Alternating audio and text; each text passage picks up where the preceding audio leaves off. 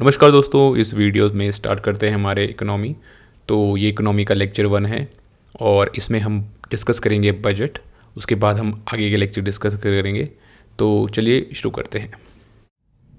वित्त मंत्री निर्मला सीतारमण जी ने बजट 2023 में सप्तऋषि मॉडल को प्रस्तुत किया। उसमें 7 पॉइंट्स जो कि उन्होंने डिस्कस किए वो है इंक्लूसिव डेवलपमेंट, जिसको बोलते हैं समावेशी विकास। दूसरा, रीचिंग द लास्ट माइल यानी कि आखिरी व्यक्ति तक पहुंच। तीसरा है इंफ्रास्ट्रक्चर एंड इन्वेस्टमेंट यानी कि अवसंरचना और निवेश। तीसरा है अनलेशिंग पोटेंशियल यानी क्षमता का विकास। तीसरा है ग्रीन ग्रोथ यानी कि हरित विकास। छठवा है यूथ पावर यानी कि युवा शक्ति। और आखिरी है वित्तीय क्षेत्र यानी कि फाइनेंशियल सेक्टर। तो ये 7 सप्तऋषि मॉडल हमारी फाइनेंस मिनिस्टर निर्मला सीतारमण जी ने बजट 2023 में प्रस्तुत किया था। अब बात करते हैं हमारे डेफिसिट्स के बारे में। सबसे पहले बात आती है हमारी फिस्कल डेफिसिट, जिसको हिंदी में हम राजकोषीय घाटा भी बोलते हैं।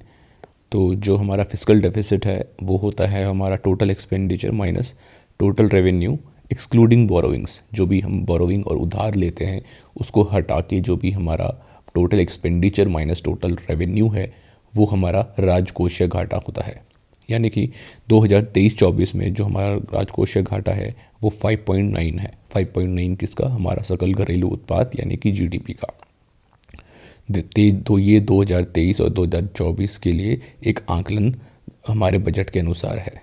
ऐसे ही हमारा प्राइमरी डेफिसिट 2.3 है, जो कि 2.3 ऑफ जीडीपी है हमारा सकल घरेलू उत्पाद का। प्राइमरी डेफिसिट की एक बार आपको मैं डेफिनेशन बता दूं। प्राइमरी डेफिसिट होता है हमारा fiscal deficit minus interest payments.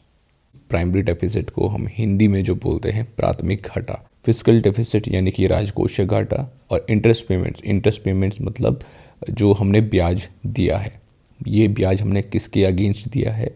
These interest payments are made against loans जो कि हमने लिए थे टू रन आवर इकोनॉमी। ठीक है, हमारी अर्थव्यवस्था को चलाने के लिए जो भी हमने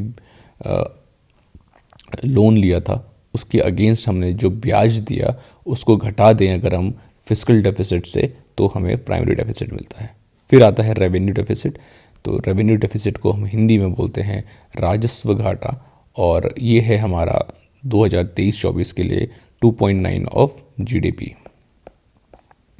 अब बात करेंगे जो ये हमारा रेवेन्यू डेफिसिट है, इसकी डेफिनेशन क्या है? It is revenue expenditure minus revenue receipts.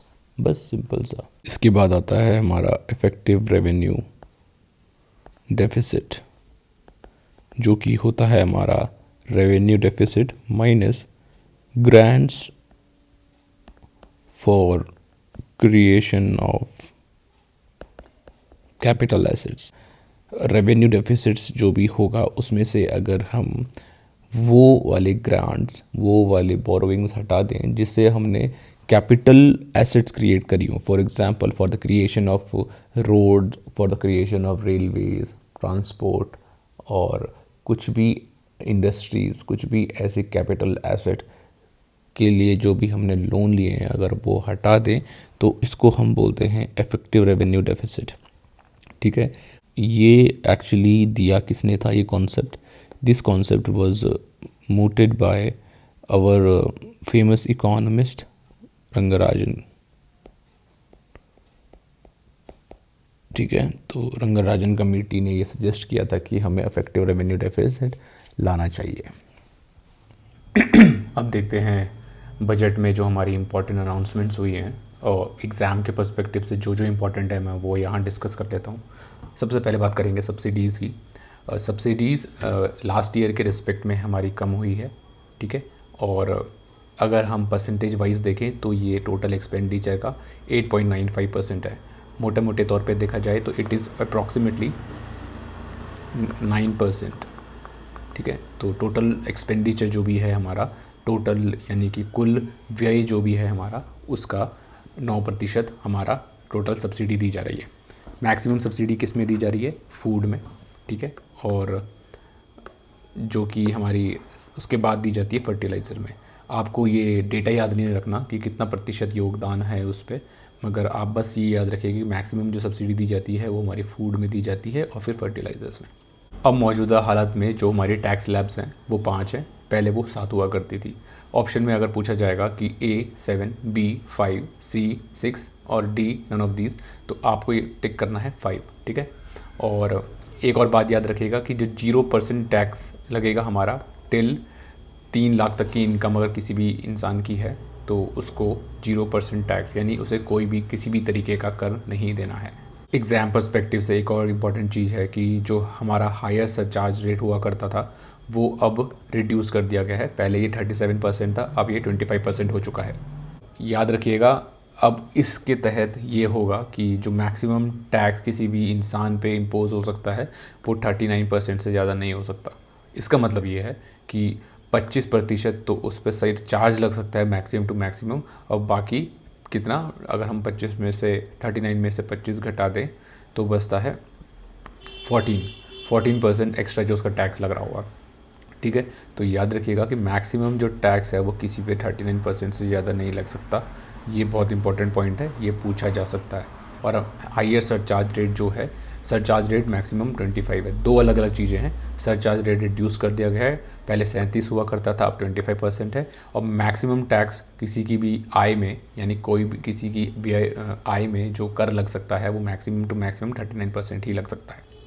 फिर कुछ महत्वपूर्ण घोषणाएं हमारे बजट में की गई, जैसे कि Atmanirbhar Bharat horticulture clean plant programme, जिसको बोलते हैं आत्मनिर्भर बागवानी स्वच्छ पौध कार्यक्रम। इसके तहत 2200 करोड़ का एक बजट आवंटन किया गया है और 7 सालों के टेन्योर में, यानी 7 सालों के कार्यकाल में, यानी कि 2030 तक हम इसमें जो हमारी हाई प्रोफाइल हॉर्टिकल्चरल क्रॉप्स हैं उनको, उनकी क्वालिटी इंप्रूव करने के लिए, उनकी फर्टिलाइज़र प्रोवाइड कराने के लिए हम एक फ़ंड क्रिएट कर रहे हैं। हमने एक प्रोग्राम, एक मिशन स्टार्ट किया है। इसके बाद जो इम्पोर्टेंट घोषणा की गई है वो है PM श्री अन्न योजना। पहले बात करते हैं श्री अन्न किसको बोला गया है। श्री अन्न मिलेट्स को बोला गया है। मिलेट्स क्या होता है? मोटा अनाज, ठीक है। तो इसमें कौन कौन से आते हैं? ज्वार, बाजरा, कुट्टू, रामदाना, कंगनी, कुटकी, कोदो, चीना और सामा। हिंदी में भी लिख दिया है मैंने, ज्वार, बाजरा, कुट्टू, रामदाना, कंगनी, कुटकी, कोदो, चीना व सामा। याद रखिएगा, इसमें से पूछ सकता है कि इनमें से कौन सा मिलेट नहीं है। श्री अन्न में सिर्फ इनको ही कंसीडर किया गया है, याद रखिएगा। इसके बाद एक और बात जो इम्पोर्टेंट आपको याद रखनी है वो ये है कि जो इंडियन इंस्टीट्यूट ऑफ मिलेट्स है वो कहाँ सिचुएटेड है? वो हमारा सिचुएटेड है हैदराबाद में, क्योंकि UN 2023 को इंटरनेशनल ईयर ऑफ मिलेट्स के रूप में सेलिब्रेट कर रहा है। तो आप इससे संबंधित जितने भी प्रश्न हैं वो बिल्कुल याद रखिएगा। मुझे लगता है इम्पोर्टेंट है कौन कौन से जो मिलेट्स हैं वो श्री अन्न के अंदर आते हैं, ठीक है। फिर प्रधानमंत्री PBTG मिशन की घोषणा की गई, जो कि अगले 3 सालों के लिए होगी और इसमें 15,000 करोड़ का एक बजट आवंटन किया गया। इससे संबंधित एक और साइड फैक्ट है कि एकलव्य मॉडल रेजिडेंशियल स्कूल, जो कि 1997-98 में स्टार्ट किया गया था। टोटल इसमें अब तक 384 अभी तक प्रेजेंट है और ये मिनिस्ट्री ऑफ ट्राइबल अफेयर्स के अंडर आता है। ये सिर्फ मैं इसलिए बता रहा हूँ क्योंकि बजट में अभी हाल ही में एकलव्य मॉडल रेजिडेंशियल स्कूल में टीचरों की नियुक्ति बढ़ा दी गई है, मतलब टीचर्स बढ़ा दिए गए हैं, लगभग 38,000 बढ़ा दिए गए हैं। तो इसलिए ये भी इम्पोर्टेंट है कि इसमें पूछ सकता है कि ये कब स्टार्ट हुए थे और ये कौन सी मिनिस्ट्री के अंडर आता है। और फिर बात की थी PM प्रणाम। हाँ, इससे संबंधित ये पूछ सकता है कि PM प्रणाम का फुल फॉर्म, या फिर फॉर एग्जांपल बोल सकता है कि प्रणाम में N स्टैंड्स फॉर नरिशमेंट, ठीक है। तो याद रखिएगा PM programme for restoration, awareness, nourishment, amelioration of mother earth, ये याद रखना है, ठीक है। तो M जो लास्ट का M है वो मदर अर्थ है, ठीक है। और A से एमेलियोरेशन जो सेकेंड A है, first A stands for awareness, ठीक है। तो second A stands for एमेलियोरेशन, first A stands for awareness, और बाकी आप देख लीजिए, तो ये आपको पूछ सकता है। फिर एआई से संबंधित एक बात की थी हमारे बजट में, एक नया मिशन की बात की है, make AI in India, make AI work for India की बात की गई थी हमारे बजट में। और इससे संबंधित मुझे लगता है ये पूछ सकते हैं कि एक इंडिया एआई करके पोर्टल है जिसमें गवर्नमेंट प्रोवाइड कर रही है एक तरीके का मंच उन सभी लोगों के लिए जो एआई के फील्ड में आगे बढ़ना चाहते हैं। ठीक है, फिर बात करते हैं जो बजट में इम्पोर्टेंट एक और बात की गई, वो है vibrant village programme. Vibrant village programme आप सभी को पता है कि जितने भी सीमावर्ती गांव हैं वहाँ पे विकास करना है पर्यटन के थ्रू और अन्य इंफ्रास्ट्रक्चर डेवलपमेंट के थ्रू। तो ऐसे ही एक उत्तराखंड का प्रोग्राम है जिसको बोलते हैं मुख्यमंत्री सीमांत क्षेत्र विकास योजना। ठीक है, और इसकी पृष्ठभूमि ये है कि उत्तराखंड राज्य के अंतर्राष्ट्रीय सीमा से सटे 5 जनपदों के 9 विकास खंडों क्रमशः जनपद चमोली के जोशीमठ, जनपद उत्तरकाशी के भटवाड़ी, जनपद उधम सिंह नगर के खटीमा, जनपद चंपावत के चंपावत तथा लोहाघाट तथा जनपद पिथौरागढ़ के धारचूला, मुनस्यारी, कला, चिलिना तथा मुनाकोट, जो कि सामरिक दृष्टि से अति संवेदनशील एवं महत्वपूर्ण है, में पलायन रोकने के उद्देश्य से इन विकासखंडों की निवासियों को सामुदायिक समग्र विकास आधारित आजीविका सृजन, स्वरोजगार हेतु कौशल विकास कार्यक्रमों का क्रियान्वयन तथा मूल्य संवर्धन, विपणन आदि आवश्यक सतत आजीविका के संसाधन एवं सुविधाएं ससमय उपलब्ध कराया जाना नितांत आवश्यक है। ठीक है, तो यही वाइब्रेंट विलेज प्रोग्राम का भी उद्देश्य है। इसमें जो हमारे सीमावर्ती क्षेत्र हैं, सीमावर्ती गांव हैं जो कि हमारे इंटरनेशनल बॉर्डर से लगे हैं, तो मेनली उत्तराखंड के रिस्पेक्ट में जो कि होगा वो चाइना बॉर्डर से जो सटे हुए हमारे गांव हैं उनका डेवलपमेंट है। फिर बात करते हैं न्यू इंफ्रास्ट्रक्चर फाइनेंस सेक्रेटरीट की एक इस्टेब्लिशमेंट की गई है। इसके तहत जितने भी इंफ्रास्ट्रक्चर से रिलेटेड जो पर्सनल इन्वेस्टमेंट होंगे उनको बढ़ावा देने के लिए न्यू इंफ्रास्ट्रक्चर फाइनेंस सेक्रेटरीट की घोषणा की गई। फिर कुछ स्कीम्स का जिक्र हुआ था इस बजट में, इसको हम बाद में डिस्कस कर लेंगे। वैसे भी आप इसको पढ़ सकते हैं, पीएम किसान, गोवर्धन, पीएम गति शक्ति, national education policy, new infrastructure pipeline, प्रधानमंत्री गरीब कल्याण अन्न योजना और अंत्योदय योजना, और प्रधानमंत्री कौशल विकास योजना 4.0। तो वैसे तो बहुत सारी स्कीम्स का जिक्र हुआ था, मगर ये इंपॉर्टेंट स्कीम्स हैं जिसमें जो बार बार पूछी जाती हैं और इनका जिक्र हुआ था। तो आप इनको खुद से भी पढ़ सकते हैं और इसको मैं बाद में भी डिस्कस कर लूँगा। और इसके साथ एक और बात की थी आई गॉट कर्मयोगी करके। इसके तहत जो भी हमारे सरकारी कर्मचारी है उनकी स्किल्स को बढ़ाने के लिए एक आई गॉट कर्मयोगी पोर्टल को लॉन्च किया गया था।